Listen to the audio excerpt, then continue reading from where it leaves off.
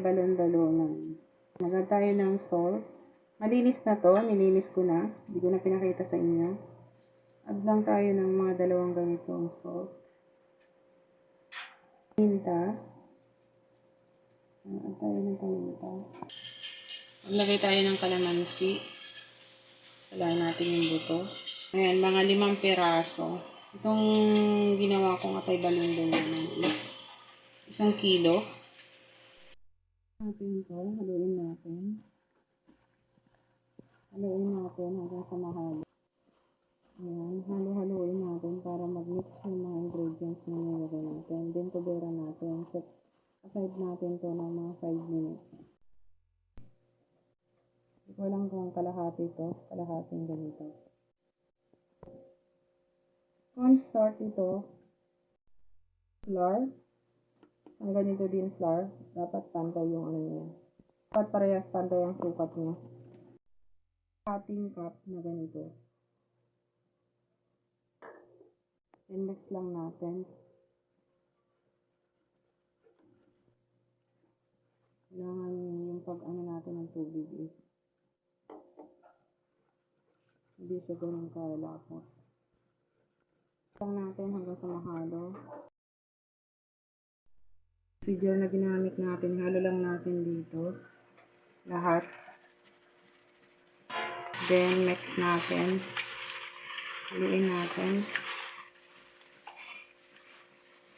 Mantika. Ayan. Mainit na yan. Lagay natin yan.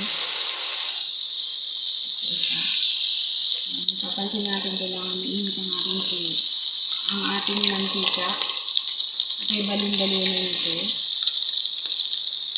Kailangan mainit ang ating mantika. Ayan natin yung balikan natin yung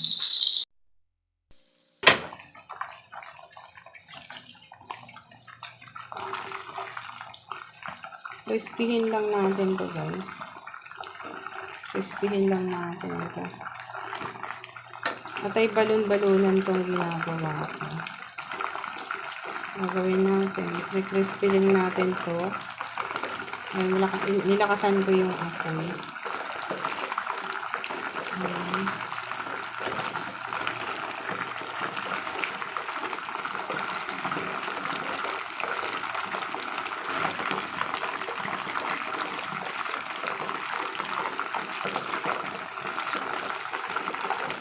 Try natin ito. Try natin.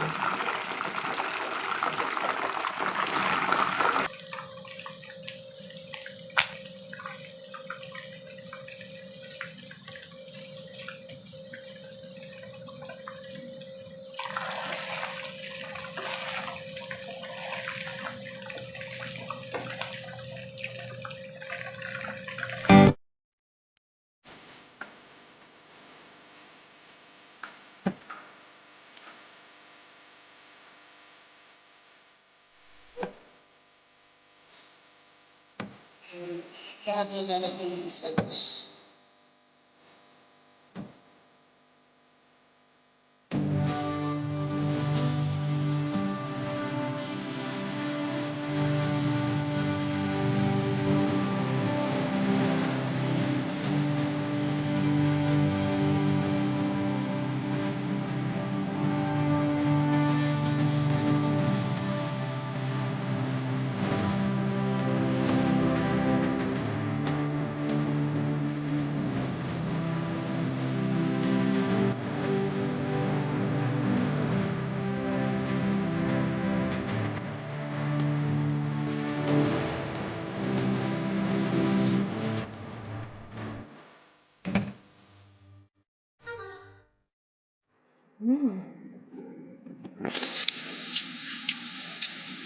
Crunchy siya.